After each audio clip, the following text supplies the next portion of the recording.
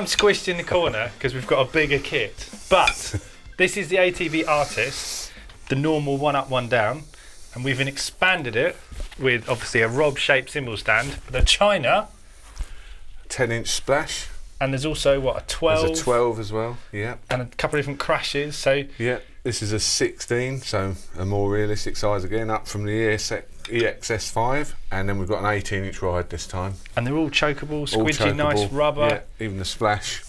The cymbals are really nice feeling. They're lightweight, aren't they? So they wobble correctly and they just feel nice to play. Yeah, again, you see that centre section there. There's a softer section, so they move. They've got like a squidgy bit on the middle. And obviously it's important, just like with a real cymbal, don't over tighten them, let them swing. Yeah. And also, obviously this is profiled like a normal China. This feels so much... Yeah. You can have a China sound on any electronic cymbal, but this just feels nice to play when you're laying into it. Yeah, and obviously I keep my cymbals quite low, but if some people have them up at an angle, you can do that with it. So it's actually like a, you know...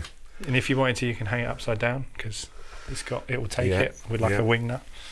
And like we say, you know, the brains come with splashes and China's already in there. So when someone buys an aDrums Artist kit, even if they get the basic kit with just the crash and the ride, if they want to expand at a later date, those sounds are already in there for the splashes and the Chinas. Yeah, and that's a good point. There's also a second cable for a tom, so you actually have enough inputs for all of this as a standard module. So you're not using Y splitter cables or anything. This is the inputs you can use. So yeah, it's cool to have it actually feel and look like a real kit with your cymbals. So.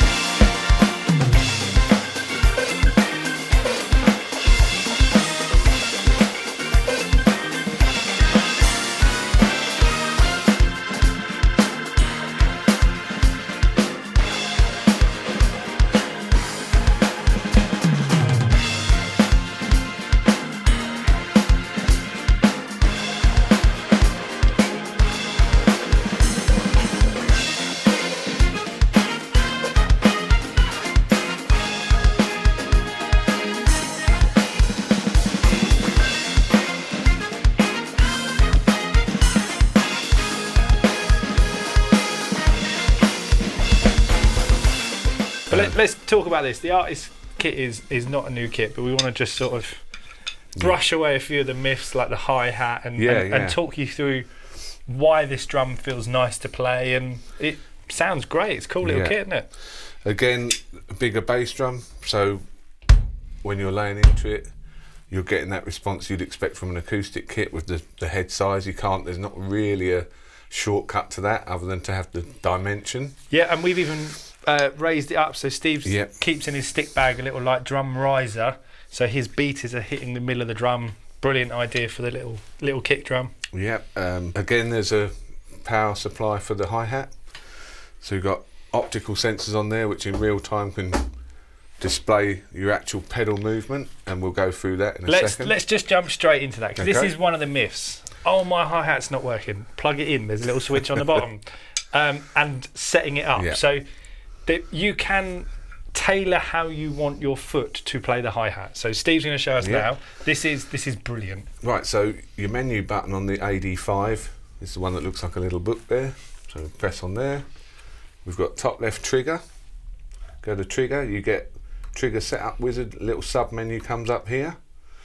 And we can scroll down. These are, we were talking about earlier with the aDrums, you can really go in, changing threshold, dynamic curves, much more to do with sensitivities, higher sort of increments up and increments down. Really, you can really tailor your sound. It's a more professional product. Exactly. So you're making the assumption that each drummer knows a bit about it, but wants to learn about it. So it gives you that option. So you use the rotary pot and you'll see, go for adjust, fine adjust, rim adjust. Then we've got hi-hat pedal adjust. Click on there and you can see out the box the hi-hat sensitivity will be 0, like with the other kits. But if you watch here, in real time, you've actually got the image of the pedal and the two cymbals coming together. And what we can do with that, because everybody's different, applies different pressures to the pedals, the resting foot on the hi-hat, you know, Someone who is 6 stone is going to put a lot less pressure on a hi-hat than someone who's 20 stone. So what you can do here, you can set that down, and even if you push beyond the close point, you'll actually notice there's a little bar there that keeps going. And if you what you've got to do, just rest your foot as you would a normal kit with a normal pair of hi-hats, and when that's your close point, you literally press this set close button, and if you watch, the hi-hats will jump down, and from then on, if you watch that in real time, it's exactly where I want it to be shut.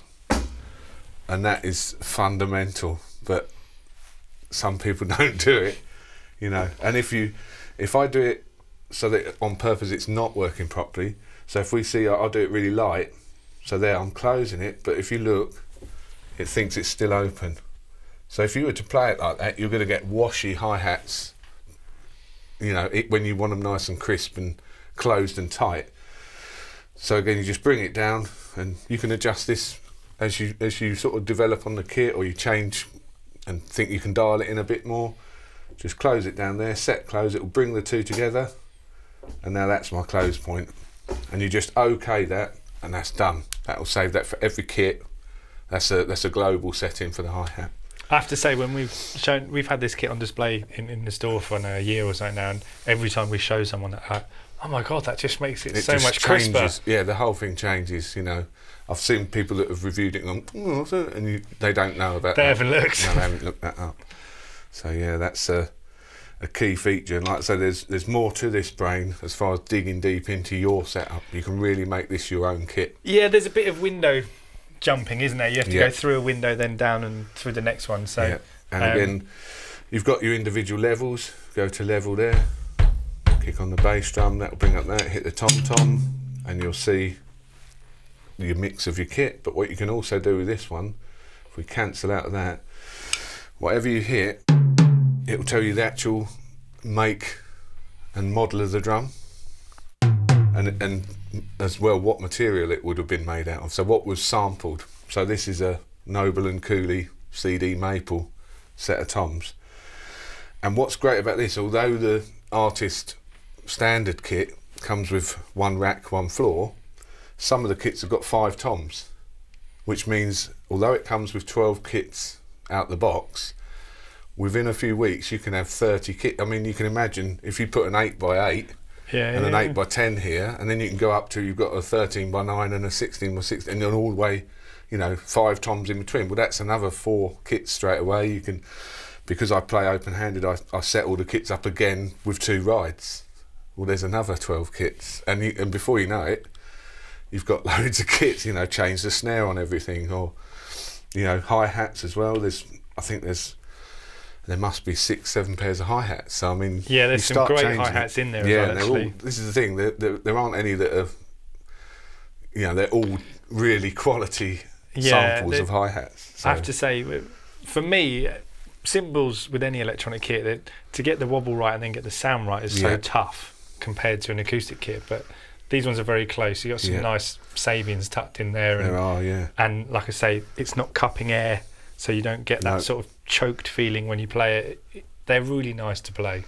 And like I say, there's such good quality samples, you know, you're getting ride cymbals that can be £400-500, and you're getting a nice stash of them in there. Yeah, you got a whole collection. You can literally, exactly.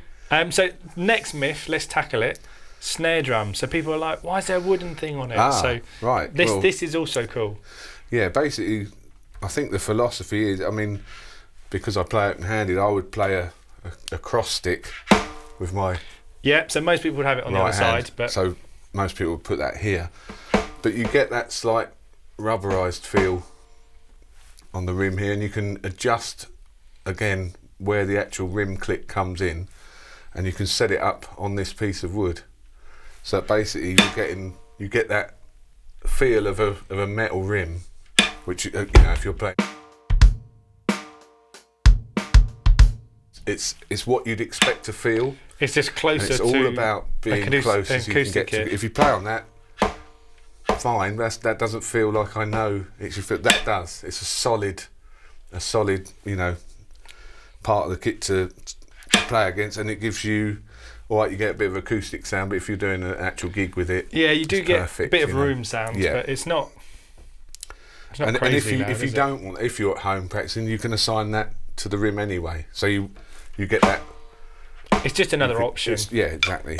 It's just more of a feeling thing, like this China is. You can put a China sound anywhere. That is just having a rim shot that feels a bit better. So just to clear that myth. And again, the China's a 3-zone cymbal as well. It's got a bell, the bow, and the edge. When you plug it in right. So you can plug in 2 leads, and you'll get 3 zones.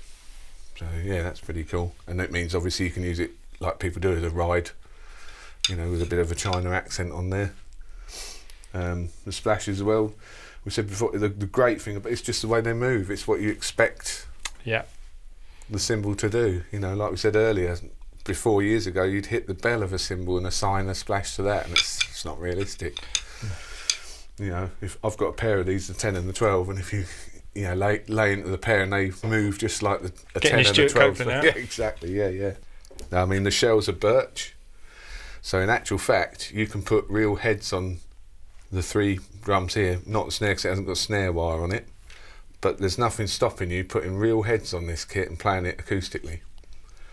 And it's lacquered, painted lacquer, which I couldn't believe, you know. Why go to that trouble, but they have. So this isn't a wrap, this is black lacquer on birch. Piano lacquer. Which, again, for the price point... Yeah, this is more of a pro level kit, but it's got some amazing features in it. Yeah. And, so if you want to know more about this kit or any of the add-ons we've added to it, or Steve's playing, you can check out his social. Check out the links below, subscribe, and we'll see you next time.